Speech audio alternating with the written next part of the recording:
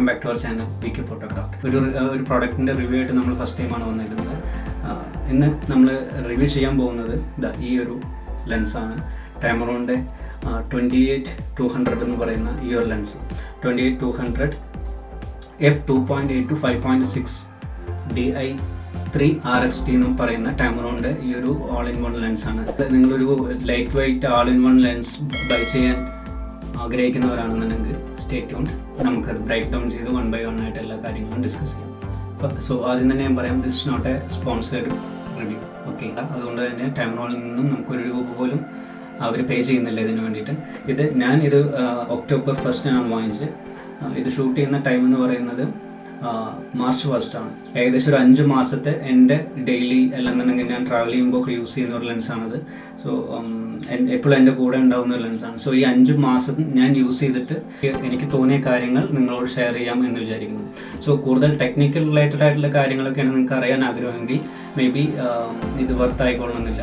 But ഒരു end user രീതിയിൽ ഏതൊക്കെ പ്ലസ് പോയിന്റ്സ് ഉണ്ട്, എന്തൊക്കെ നെഗറ്റീവ്സ് ഉണ്ട്, ഏതൊക്കെ പ്ലസ് പോയിന്റ് വെച്ച് നമുക്ക് കൺസിഡർ ചെയ്യാം, അതേപോലെ ഏതൊക്കെ നെഗറ്റീവ് വെച്ചിട്ട് നമുക്ക് അവോയ്ഡ് ചെയ്യാം എന്നുള്ള കാര്യങ്ങളെല്ലാം 1 by 1 ആയിട്ട് നമുക്ക് ഡിസ്കസ് ചെയ്യാം. സോ ഈ വീഡിയോയുടെ താഴെ ഈ പ്രൊഡക്റ്റിൻ്റെ ലിങ്ക്, ആമസോൺ അഫിലിയേറ്റഡ് ലിങ്ക് കൊടുക്കുന്നുണ്ട്. നിങ്ങളത് ആ ലിങ്ക് വഴി പർച്ചേസ് ചെയ്യുകയാണെന്നുണ്ടെങ്കിൽ എനിക്ക് ഒരു ചെറിയൊരു കമ്മീഷൻ പോലെ എന്തെങ്കിലും കിട്ടേണ്ടതാണ്. ഇതുവരേക്ക് പേ ഔട്ട് ഒന്നും വന്നിട്ടില്ല, ഞാൻ ജസ്റ്റ് സ്റ്റാർട്ട് ചെയ്തിട്ടുള്ള അഫിലിയേറ്റഡ് ലിങ്ക്സ്. സോ നിങ്ങളാരെങ്കിലും പർച്ചേസ് ചെയ്യാൻ ആഗ്രഹിക്കുന്നുണ്ടെങ്കിൽ ആ ലിങ്ക് യൂസ് ചെയ്ത് പർച്ചേസ് ചെയ്യാം.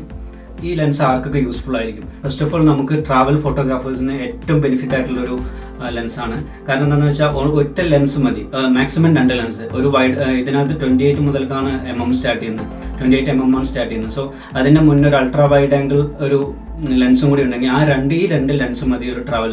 ഇതാകുമ്പോൾ ലൈറ്റ് വെയിറ്റ് ആണെങ്കിലും. പിന്നെ നെക്സ്റ്റ് എന്ന് പറയുന്നത് ലാൻഡ്സ്കേപ്പ് ഫോട്ടോഗ്രാഫേഴ്സ് 28 mm ഒരു വൈഡ് ആയിട്ടുള്ള വ്യൂവും, അതേപോലെ തന്നെ ഇപ്പോൾ ഒരു മൗണ്ടൈൻ്റെ ഒക്കെ ഒരു പീക്കൊക്കെ എടുക്കുന്നുണ്ടെങ്കിൽ 200 mm വെച്ചിട്ട് അങ്ങനെ എടുക്കാം. സോ ലാൻഡ്സ്കേപ്പ് ഫോട്ടോഗ്രാഫർക്ക് ഒരു ബെസ്റ്റ് ചോയ്സ് ആണ്. അതുപോലെ സ്ട്രീറ്റ് ഫോട്ടോഗ്രാഫി, അത് നമുക്ക് പറയാൻ പറ്റില്ല ഏത് MM-ലാണ് ആൾക്കാർ സ്ട്രീറ്റ് ഫോട്ടോഗ്രാഫിയുടെ യൂസേജ് വരാണ്. അപ്പോൾ 28 മുതൽക്ക് ഒരു 200 വരെയൊക്കെയുള്ള ഫോക്കൽ ലെങ്ത് നമുക്ക് അവിടെ കിട്ടുകയാണ്. സോ അതൊരു ബെറ്റർ ചോയ്സ് ആണ്. അങ്ങനെ ട്രാവലും ഇതൊക്കെ ഹൈക്കിംഗ് ഒക്കെ ചെയ്യുന്നവർക്കുള്ള ഒരു ബെനിഫിറ്റ് എന്താണെന്ന് വെച്ചാൽ വളരെ ലൈറ്റ് വെയിറ്റ് ആണ്. 575 gram മാത്രമാണ് ഇതിൻ്റെ വെയിറ്റ് ഉള്ളൂ. ലാൻഡ്സ്കേപ്പ് ഫോട്ടോഗ്രാഫിക്ക് വേണ്ടി മൾട്ടിപ്പിൾ പ്ലേസസിലോട്ട് ട്രാവൽ ചെയ്യുന്നവർക്ക് ഒക്കെ ഇതൊരു ബെസ്റ്റ് ചോയ്സ് ആണ്. സോ നെക്സ്റ്റ് ആയിട്ട് നമുക്ക് നോക്കാം, why should be consider this lens. Okay, ഈ ലെൻസ് നമുക്ക് എന്തൊക്കെ കാരണങ്ങളാൽ കൺസിഡർ ചെയ്യാം. നേരത്തെ പറഞ്ഞ പോലെ തന്നെ ലൈറ്റ് വെയിറ്റ് ആണ്, കോമ്പാക്റ്റ് ആണ്. അപ്പോൾ ഇതുകൊണ്ടുള്ള ബെനിഫിറ്റ് എന്താ? ആകെ 575 gram ഉള്ളൂ. അപ്പോൾ ഹൈക്കിംഗ് ആയിക്കോട്ടെ, അതുപോലെ തന്നെ സിറ്റി എക്സ്പ്ലോർ ചെയ്യാൻ പോകുന്നവരെ, അതുപോലെ ട്രാവൽ ചെയ്യുന്ന ആൾക്കാർക്കൊക്കെ ഒത്തിരി വലിയ ലെൻസുകളൊക്കെ ഹോൾഡ് ചെയ്യുമ്പോൾ തന്നെ ഒത്തിരി ബുദ്ധിമുട്ടുകൾ, ഡിസ്കംഫർട്ട് ഇതാവും. അപ്പോൾ അങ്ങനത്തെ ഒരു പ്രശ്നങ്ങളും ഇതിനകത്ത് വരുന്നില്ല. അതേപോലെ തന്നെ 2 ലെൻസുകളുടെ ബെനിഫിറ്റാണ് ഒരൊറ്റ ലെൻസിൽ യൂസ് ചെയ്യുന്നത്. അതായത് 24-70 ആൻഡ് 70-200 ഈ 2 ലെൻസുകളെയും ഒന്നായിട്ട് കുറച്ചേക്കുമാണ് ടാമറോൺ. സോ ആ 2ൻ്റെയും കാപ്പബിലിറ്റീസ് ഇതിനകത്തുണ്ട്. അതുപോലെ തന്നെ നേറ്റീവ് ലെൻസുകളുടെ ഒരു ഹാഫ് പ്രൈസ് മാത്രമേ ഉള്ളൂ ഇതിനകത്ത് ഉള്ളത്. അതാണ് നെക്സ്റ്റ് പോയിന്റ്. അതായത് അഫോർഡബിൾ ആണ് നമുക്ക്. നേറ്റീവ് ലെൻസുകൾ മാത്രമല്ല, ഇതന്നെ തേർഡ് പാർട്ടി ലെൻസുകളുണ്ടല്ലോ. ടാമറോൺ അല്ലാതെ തന്നെ പല തേർഡ് പാർട്ടി ലെൻസുകളുണ്ട്. സോ അതൊക്കെ വെച്ച് നോക്കുമ്പോഴും ഇതാണ് ചീപ്പറായിട്ടുള്ള ഒരു ചീപ്പസ്റ്റ് ഓപ്ഷൻ. എന്ന് വെച്ചാൽ ചീപ്പസ്റ്റ് എന്ന് പറഞ്ഞിട്ട് ക്വാളിറ്റിയിലൊന്നും ഒരു കോംപ്രമൈസ് അവർ കാര്യമായിട്ട് ചെയ്തിട്ടില്ല. നേറ്റീവ് G മാസ്റ്റർ ലെൻസുകൾ പോലെയുള്ള ലെൻസുകളുടെയൊക്കെ ഒരു അത്രയൊന്നും ഷാർപ്പ്നെസ്സും കാര്യങ്ങളൊന്നും കിട്ടിക്കൊള്ളണമെന്നില്ല. തേർഡ് എന്ന് പറഞ്ഞാൽ സ്പേസ് സേവിങ്. നമുക്ക് നമ്മുടെ ബാക്കിലൊക്കെ ആകെ ഈ ഒരൊറ്റ ലെൻസ് മതി. അതായത് 2-3 ലെൻസുകൾക്ക്, അതും ബൾക്കായിട്ടുള്ള വലിയ ലെൻസുകൾക്ക് പകരം ഈ ഒരൊറ്റ ലെൻസ് മതി ട്രാവലൊക്കെ ചെയ്യുന്ന സമയത്ത്. അത്യാവശ്യം ബെറ്റർ ഒരു ഡീസൻ്റ് ആയിട്ടുള്ള ഷാർപ്പ്നെസ് നമുക്ക് കിട്ടുന്നുണ്ട്. എക്സ്പെഷ്യലി ഒരു ലാൻഡ്സ്കേപ്പ് ഫോട്ടോഗ്രാഫി ഒക്കെ ചെയ്യുന്ന സമയത്ത് F8 to F11 എടുക്കുകയാണെന്നുണ്ടെങ്കിൽ നല്ല ബെറ്റർ ആയിട്ടുള്ളൊരു ഡീസൻ്റ് ആയിട്ടുള്ളൊരു ഷാർപ്പ്നെസ് നമുക്ക് കിട്ടുന്നുണ്ട്. ഓട്ടോ ഫോക്കസിൻ്റെ കാര്യം പറയുകയാണെങ്കിലും വലിയൊരു പ്രശ്നമായിട്ടൊന്നും എനിക്ക് തോന്നിയില്ല. അത്യാവശ്യം നല്ല രീതിയിലുള്ള ഓട്ടോ ഫോക്കസും കാര്യങ്ങളെല്ലാം കിട്ടുന്നുണ്ട്. നല്ലൊരു വെർസിറ്റൈൽ ലെൻസാണ്. അതായത് ലാൻഡ്സ്കേപ്പ് ആണെങ്കിൽ ഒരു 28 mm നമുക്ക് ലാൻഡ്സ്കേപ്പ് ഫോട്ടോഗ്രാഫീസ് ചെയ്യാം. അതുപോലെ പോർട്രേറ്റ് ആണെങ്കിൽ ഒരു മിഡ് റേഞ്ച് ഫോക്കൽ ലെങ്ത്തിലൊക്കെ നമുക്ക് നല്ല പോർട്രേറ്റ് ഇമേജസ് എടുക്കാം. കാഷ്വൽ ഫോട്ടോഗ്രാഫി ഒക്കെ ചെയ്യുന്ന ആൾക്കാർക്ക് മൾട്ടിപ്പിൾ ലെൻസുകൾ മാറ്റേണ്ട ആവശ്യങ്ങളൊന്നും വരുന്നില്ല. വൺസ് അത് ഇട്ട് കഴിഞ്ഞാൽ പിന്നെ അത്യാവശ്യം ഒരുവിധം എല്ലാ കാര്യങ്ങളും ഇതാവും. പിന്നെ അടുത്ത ഒരു അത്യാവശ്യം വലിയ കുഴപ്പമില്ലാത്ത വൈൽഡ് ലൈഫ് കാര്യങ്ങളൊക്കെ നമുക്ക് ചെയ്യാം. പക്ഷേ ഒരു ലോങ് ഡിസ്റ്റൻസിലിരിക്കുന്ന ഒരു ബേർഡിൻ്റെ ഫോട്ടോ എടുക്കുക, അങ്ങനത്തെ കാര്യങ്ങളൊക്കെ വരുമ്പോൾ സ്ട്രഗിൾ ചെയ്യേണ്ടി വരും.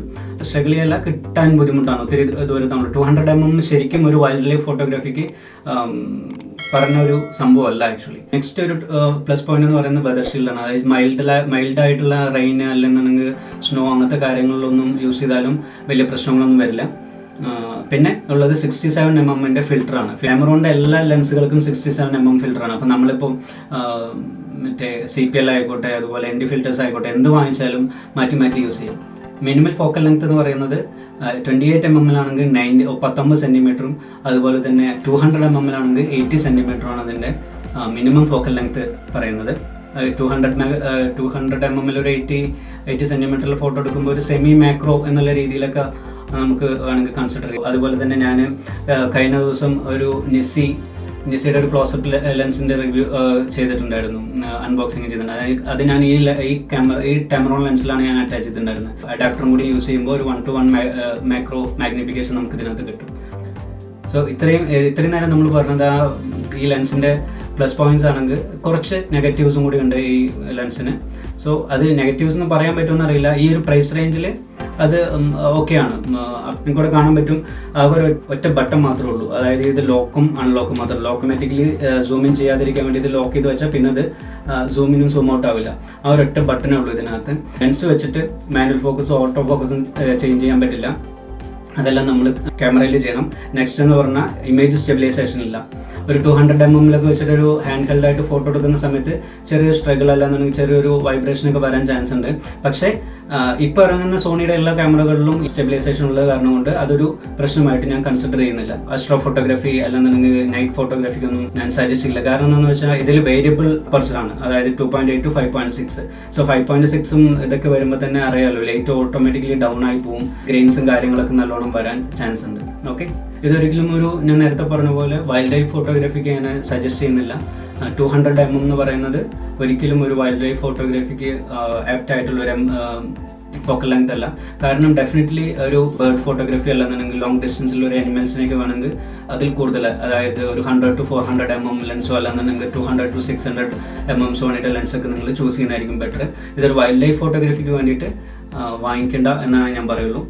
ഒരു minimum level of wildlife ഫോട്ടോഗ്രാഫിയൊക്കെ നമുക്ക് ചെയ്യാം. ബട്ട് വൈൽഡ് ലൈഫ് ഫോട്ടോഗ്രാഫി മാത്രം മനസ്സിൽ കണ്ടുകൊണ്ട് വാങ്ങിക്കുന്ന ഒരാൾ ഇത് വാങ്ങിക്കേണ്ടതെന്ന് ഞാൻ പറയുള്ളൂ. വൈഡർ അപ്പർച്ചർ റേഞ്ചിലൊക്കെ ചെറിയ സോഫ്റ്റ്നെസ് ഞാൻ ഫീൽ ചെയ്തിട്ടുണ്ടായിരുന്നു. ഇമേജസിലൊക്കെ സോഫ്റ്റ് ഒരു ക്രിസ്പ്നെസ് കുറവുള്ള പോലെ തോന്നിയിട്ടുണ്ടായിരുന്നു. പിന്നെ കുറേ ഫോട്ടോസ് എടുത്തപ്പോൾ അതിനകത്ത് വളരെ ചില ഫോട്ടോസിൽ, അതായത് ഹൈ കോൺട്രാസ്റ്റിൽ ഫോട്ടോ എടുക്കുന്ന സമയത്ത്, സണ്ണിൻ്റെ അഗെയിൻസ്റ്റൊക്കെ ആയിട്ട് ഫോട്ടോ എടുക്കുന്ന സമയത്ത് ക്രോമാറ്റിക് അബ്രേഷൻ വരുന്നത്, അതായത് ബ്ലൂ കളർ ഒരു കളർ ഫ്രിഞ്ചിങ് വരുന്നത് ഞാൻ കണ്ടായിരുന്നു. പക്ഷേ ഒരു ഫോർ എക്സാമ്പിൾ ഒരു 10 ഫോട്ടോ എടുത്തെന്ന് വെച്ചാൽ മേ ബി ഒരു 10-15 ഫോട്ടോ എടുത്ത 1-2 ഞാൻ കണ്ടിട്ടുള്ളൂ. അതും ഇത്രയും ഹൈ കോൺട്രാസ്റ്റ് ആയിട്ടുള്ളൊരു ഫോട്ടോ എടുക്കുന്ന സമയത്ത്. നെക്സ്റ്റ് നമുക്ക് കുറച്ച് സാമ്പിൾസ് നോക്കാം. ഈ ഒരു ഫോട്ടോ കണ്ടോ? ഇത് ഞാൻ ഇതിൻ്റെ ഡീറ്റെയിൽസ് എത്ര ISO കാര്യങ്ങളൊക്കെ ഞാൻ ഇവിടെ പറയുന്നുണ്ട്. സോ ഈ ഒരു ഫോട്ടോയിലൊക്കെ നമുക്ക് അത്രയും ക്രിസ്പായിട്ടൊരു, അതാണ് ഞാൻ പറഞ്ഞ ഒരു ട്രാവൽ ഫോട്ടോഗ്രാഫിക്കൊക്കെ ബെറ്റർ ഇതാണ്. നല്ല ഷാർപ്പായിട്ടുള്ളൊരു ഇമേജ് നമുക്ക് കിട്ടും. ഓക്കെ, ഇതൊരു സാമ്പിളായിട്ട് കൺസിഡർ ചെയ്യാം. ഇത് അത്രയും ഒരു ഡള്ളായിട്ടുള്ള ലൈറ്റിൽ, അതായത് ഓൾമോസ്റ്റ് സൺസെറ്റിൻ്റെ സമയത്ത് എടുത്തൊരു ഫോട്ടോയാണ്. സോ ഈ ഫോട്ടോസൊന്നും ഞാൻ അധികം എഡിറ്റ് ചെയ്തിട്ടില്ല. വളരെ 1-2 ഫോട്ടോസ് മാത്രമേ എഡിറ്റ് ചെയ്തുള്ളൂ. ബാക്കിയെല്ലാം റോ ഫോട്ടോസാണ്. അതേപോലെ തന്നെ ഇതും ഒരു മലയുടെ മുകളിൽ നിന്ന് എടുക്കുന്ന ഒരു വ്യൂസാണ്. അപ്പോൾ അങ്ങനെ മഞ്ഞൊക്കെ ഉണ്ടായിരുന്നു ആ ഒരു സമയത്തുള്ള ഒരു ഫോട്ടോയാണ്. ഇതൊരു 28 mm എടുത്ത ഫോട്ടോയാണ്. അതേപോലെ തന്നെ ഒത്തിരി ദൂരെ പറന്നു പോകുന്ന, ഒത്തിരി ദൂരെ പാരാഗ്ലൈഡിങ് ചെയ്യുന്ന ഒരു 200 mm. സോ ഇത് രണ്ടും എടുത്തേക്കുന്ന സെയിം പ്ലേസിൽ തന്നെ. അപ്പോൾ നമുക്ക് വേറൊരു ലെൻസ് ആണെന്നുണ്ടെങ്കിൽ ഒരിക്കലും അങ്ങനെ എടുക്കാൻ പറ്റില്ല. നമുക്ക് ലെൻസ് ചേഞ്ച് ചെയ്യേണ്ട ആവശ്യം വരും. അങ്ങനെ ഒത്തിരി കാര്യങ്ങൾ. ഇതൊരു ലാൻഡ്സ്കേപ്പ് ഫോട്ടോഗ്രാഫിയാണ്. ലാൻഡ്സ്കേപ്പ് ഒരു മൗണ്ടൻ്റെ ഇമേജ്. ഇതൊന്നും ഞാൻ എഡിറ്റ് ചെയ്തില്ല. അപ്പോൾ എല്ലാം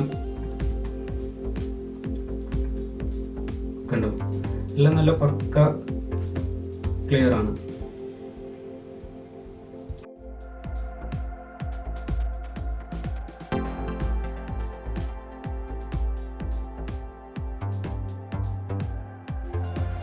ഇതെല്ലാം ഒരു ലാൻഡ്സ്കേപ്പ് ഫോട്ടോഗ്രാഫിക്ക് കാണിക്കുന്ന ഫോട്ടോസാണ്. പിന്നെ ഈ ഒരു ഫോട്ടോയിൽ ഇത് നല്ല സൺ ഉള്ള സമയമായിരുന്നു ഈ ഒരു ഫോട്ടോ. സോ അതാണ് ഞാൻ നേരത്തെ പറഞ്ഞത്, വളരെ കുറച്ച് ഫോട്ടോസിൽ മാത്രമേ കണ്ടോ ചെറിയ ബ്ലൂ ലൈറ്റ്സും കാര്യങ്ങളൊക്കെ കാണാൻ പറ്റും. കണ്ടോ, ഇതാണ് ക്രോമാറ്റിക് അപ്പറേഷൻ ഉണ്ടെന്ന് ഞാൻ പറഞ്ഞത്. നൈറ്റ് ഫോട്ടോഗ്രാഫിക്ക് ഞാൻ അത്രയും പ്രിഫർ ചെയ്യുന്നില്ല പറഞ്ഞെങ്കിൽ കൂടി ഇതുണ്ടോ, ഇതെല്ലാം ഞാൻ നൈറ്റിലെടുത്ത ഫോട്ടോസാണ്. കണ്ടോ, ഇതെല്ലാം നൈറ്റിലെടുത്ത ഫോട്ടോസാണ്. അപ്പോൾ ഇതിനകത്ത് അത്രയും കറക്റ്റായിട്ടുള്ള അഡ്ജസ്റ്റഡ് ആയിട്ടുള്ള ലൈറ്റുകളും കാര്യങ്ങളും ഇതൊക്കെ സ്റ്റേജ് പെർഫോമൻസ് ആണ്. ഇവിടെ അടുത്തുണ്ടായിരുന്ന അമ്പലങ്ങളിൽ നിന്ന് എടുത്ത ഫോട്ടോസും കാര്യങ്ങളൊക്കെയാണ്. സോ നിങ്ങൾക്ക് ഇവിടെ കാണാൻ പറ്റുന്ന അത്രയും ക്രിസ്പായിട്ടുള്ള ഇമേജസാണ് നമുക്ക് ഇവിടെ കിട്ടുന്നത്. അപ്പോൾ നല്ല ലൈറ്റ് കാര്യങ്ങളൊക്കെ നൈറ്റ് ഉണ്ടെങ്കിലും ഒരു സ്റ്റേജ് ഷോ ഒക്കെയാണ് എടുക്കുന്നത് വെച്ചാൽ പെർഫെക്റ്റ് ആണ്. പോർട്രേറ്റ്സ് എടുക്കുന്ന സമയത്തും ഇതും ഒരു പോർട്രേറ്റ് കുറച്ച് ഞാൻ എഡിറ്റ് ചെയ്തിട്ടുണ്ട്, എന്നിരുന്നാലും നല്ല അടിപൊളി ഫോട്ടോസ് നമുക്ക് കിട്ടുന്നുണ്ട്. ഇത് പക്ക നൈറ്റിലൊരു ഡാമിൻ്റെ വ്യൂ ആണത്. ഒരു ഗ്രെയിൻസും കാര്യങ്ങളൊക്കെ നമുക്ക് കാണാൻ പറ്റും. അതാണ് ഞാൻ നൈറ്റ് ഫോട്ടോഗ്രാഫിക്ക് ഞാൻ അത്രയും പ്രിഫർ ചെയ്യില്ല എന്ന് പറഞ്ഞാൽ. ഇത് വൈൽഡ് ലൈഫ് ഫോട്ടോഗ്രാഫി ബന്ദിപ്പൂർ വഴി വരുന്ന സമയത്ത്, മൈസൂർ പോയി വരുന്ന സമയത്ത് ബന്ദിപ്പൂരിൻ്റെ അവിടെ നിന്ന് ബസ്സിൽ നിന്ന് കിട്ടിയതാണ്. റോഡ് സൈഡിൽ നിൽക്കുന്ന ഫോട്ടോയാണ്. അതുപോലെ ഇതെല്ലാം ഇതിലെടുത്ത ഫോട്ടോസാണ്. കണ്ടോ, അപ്പോൾ അത്യാവശ്യം നല്ല ക്വാളിറ്റിയുള്ള ഇമേജസ് തന്നെയാണ് നമുക്ക് കിട്ടുന്നത്. ഇതൊന്നും ഞാൻ എഡിറ്റ് ചെയ്തിട്ടില്ല കേട്ടോ. ഈ ഇമേജും ഇതൊന്നും ഞാൻ എഡിറ്റ് ചെയ്യാത്ത ഇമേജുകളാണ്. ഇതൊരു മാക്രോ ഒന്ന് പറയാൻ പറ്റുമെന്ന് അറിയില്ല. ഇതിൻ്റെ ഇത് പറയാം 300 mm. അതായത് ഇത് ഞാൻ ഷൂട്ട് ചെയ്തേക്കുന്ന സോണിയുടെ 6600 എന്ന് പറയുന്നത്. അപ്പോൾ ഇത് ശരിക്കും ഫുൾ ഫ്രെയിം ലെൻസാണ്. അപ്പോൾ APS-C സെൻസറിലോട്ട് ഇടുന്ന സമയത്ത് എന്ത് സംഭവിക്കുന്ന പറഞ്ഞാൽ 1.5 ടൈംസ് ഫോക്കൽ ലെങ്ത് കൂടിപ്പോവും. സോ അതാണ് ഇതിൽ 200 തന്നെയാണ്, ബട്ട് സ്റ്റിൽ ഇത് 300 മാറി. അത്രയും നല്ലൊരു ക്രിസ്പായിട്ടുള്ള ഇവിടെ വാട്ടർ ഡ്രോപ്സ്, ഡ്യൂ ഡ്രോപ്സ് ഒക്കെ നമുക്ക് പെർഫെക്റ്റ് ആയിട്ട് കാണാൻ പറ്റും. കണ്ടോ, ഒരു മഷ്റൂമിൻ്റെ ഫോട്ടോയാണ്. ഇനി ഞാൻ ഇതിൽ എടുത്തൊരു വീഡിയോ കാണിച്ചു തരാം. അടുത്തൊരു വീഡിയോ ആണ്, ഒരു കഥകളുടെ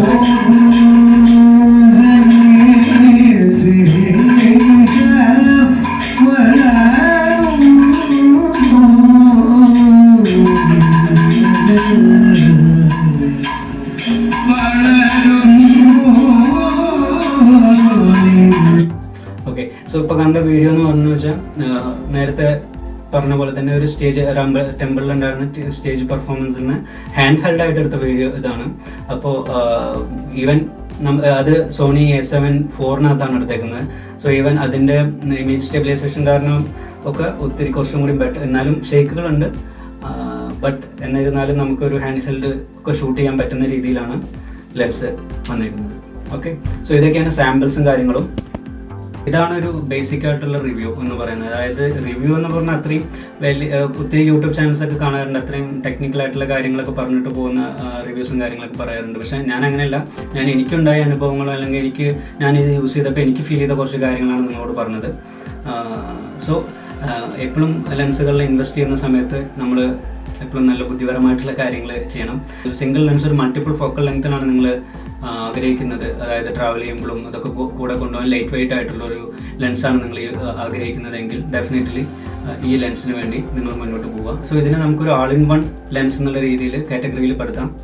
അതുപോലെ തന്നെ ഒരു സ്പോർട്സ് ഫോട്ടോഗ്രാഫി ഏരിയാസിലൊക്കെ പോകുന്ന സമയത്താണെങ്കിൽ കുറച്ചുകൂടി ഫാസ്റ്റർ ഓട്ടോ ഫോക്കസ് ഉള്ള ലെൻസിലോട്ട് മൂവ് ചെയ്യുന്നതായിരിക്കും ബെറ്റർ. പ്രൊഫഷണൽ ഇവൻറ്റ്സ് എല്ലാം കവർ ചെയ്യാൻ വേണ്ടിയിട്ട് ലോ ലൈറ്റിലൊക്കെ വർക്ക് ചെയ്യുന്ന ആൾക്കാരാണെങ്കിൽ ഡെഫിനറ്റ്ലി ഒരു f2.8 28-70 പോലത്തെ ലെൻസുകൾക്കൊക്കെ മൂവ് ചെയ്യുന്നതായിരിക്കും ബെറ്റർ ചോയ്സ്. ഇതിൻ്റെ പ്രൈസ് റേഞ്ച് അറൗണ്ട് 50,000 സംതിങ് ആണ്. ഞാൻ കറക്റ്റ് പ്രൈസ് വീഡിയോയിൽ ഇട്ടേക്കാം, ഇപ്പം എനിക്ക് ഓർമ്മ കിട്ടുന്നില്ല. സോ ആ ഒരു പ്രൈസ് റേഞ്ചിന് ഡെഫിനറ്റ്ലി വെർത്താണ്. കാരണം എന്താണെന്ന് വെച്ചാൽ അത്രയും ഒരു ഓൾ ഇൻ വൺ ലെൻസ് പറയാൻ മാത്രം നെഗറ്റീവ്സ് ഒന്നുമില്ല ഇതിനകത്ത്. ഓക്കെ, സോ ഈ ഒരു പ്രൈസ് ലെവലിൽ ആ കൊടുക്കുന്ന എമൗണ്ടിന് അത്രയും ബർത്തായിട്ടുള്ള പ്രൊഡക്റ്റിനാണ് ഇത് ടാമറോൺ തന്നിരിക്കുന്നത്. സോ ഈ റിവ്യൂ നിങ്ങൾക്ക് യൂസ്ഫുൾ ആണെന്ന് തോന്നുകയാണെങ്കിൽ ഇതിൻ്റെ താഴെ തന്നെ നമ്മൾ ആമസോണിൻ്റെ അഫിലിയേറ്റഡ് ലിങ്ക്, അതായത് ഈ ഒരു ലെൻസിൻ്റെ ലിങ്ക് കൊടുത്തിട്ടുണ്ട്. അതൊന്ന് ക്ലിക്ക് ചെയ്ത് നോക്കുക. സോ അപ്പോൾ നിങ്ങൾക്ക് കറണ്ട് പ്രൈസ് എന്താണെന്ന് മനസ്സിലാവും. സോ നിങ്ങൾ വാങ്ങിക്കുന്നുണ്ടെങ്കിൽ ഈ ലിങ്ക് യൂസ് ചെയ്ത് വാങ്ങിക്കുക. സോ ആമസോൺ ഒരു കമ്മീഷൻ പോലെ എനിക്ക് തരും, പക്ഷേ അത് ഒരിക്കലും നിങ്ങളുടെ പേ ചെയ്യുന്ന എമൗണ്ടായിട്ട് ഒരു റിലേഷനും ഇല്ല. ഇതൊക്കെയാണ് നമ്മുടെ Tamron 28-200 f2.8 to 5.6 full frame Sony E mount ലെൻസിൻ്റെ വിശേഷങ്ങൾ. അത് പറഞ്ഞപ്പോഴാണ് ഇതേപോലെ ഇതുണ്ടോ, ഇത് എൻ്റെ കയ്യിലുള്ള അനദർ ടാമറോൺ ലെൻസാണ്. ഇത് കെനോൺ മൗണ്ടാണ്. ഇതൊരു APS-C ലെൻസാണ്. ഇതും ഇതേപോലെ ഒരു ഓൾ ഇൻ വൺ ആണ്. ബട്ട് ഇതിനേക്കാൾ കൂടുതലാണ്. ഇത് 200 mm ഫോക്കൽ ലെങ്ത് ആണുള്ളത്, 28-200 ആണ്. ബട്ട് ഇത് 18-400 mm ഉള്ള ഒരു ലെൻസാണ്. അതുപോലെ തന്നെ ഇത് നോക്കി, ഇതിനകത്ത് വൈബ്രേഷൻ കോമ്പൻസേഷൻ, അതായത് ഇമേജ് സ്റ്റെബിലൈസേഷൻ ഉണ്ട്, auto focus on of button ഉണ്ട്, അതേപോലെ തന്നെ ലോക്ക് അൺലോക്ക് ഇതുണ്ട്. കണ്ടോ, ഇതാണ് ലെൻസ്. ഇത് കനോൺ EF മൗണ്ട് ആണ്, APS-C ഫോർമാറ്റിലുള്ള കനോണിൻ്റെ EF മൗണ്ട് ലെൻസാണ്. ആക്ച്വലി ഈ ലെൻസ് ഞാൻ സെല് ചെയ്യാൻ വേണ്ടി നിൽക്കുവാണ്. താല്പര്യമുള്ളവർക്ക് കോൺടാക്ട് ചെയ്യാവുന്നതാണ്. ഇതിൻ്റെ പ്രൈസ് അറൗണ്ട് ഇപ്പോൾ പുതിയ പ്രൈസ് അറൗണ്ട് 57 to 61 ആ റേഞ്ചിലാണ് വരുന്നത്. ഇത് വളരെ ലെസ്സായിട്ട് യൂസ് ചെയ്തേക്കുന്ന ഒരു ലെൻസാണ്. അതേപോലെ തന്നെ ട്രൈ ക്യാബിനറ്റിൽ ആൾവേസ് കീപ്പ് ചെയ്യുന്ന ഒരു ലെൻസാണ്. സോ ലൈക്ക് എസ് ന്യൂ അങ്ങനെ പറയാം. ഞാൻ എക്സ്പെക്റ്റ് ചെയ്യുന്ന ഒരു പ്രൈസ് എന്ന് പറയുന്നത് 41,000 ഒക്കെ കിട്ടുകയാണെന്നുണ്ടെങ്കിൽ സെല് ചെയ്യാമെന്ന് വിചാരിച്ചിട്ടാണ്.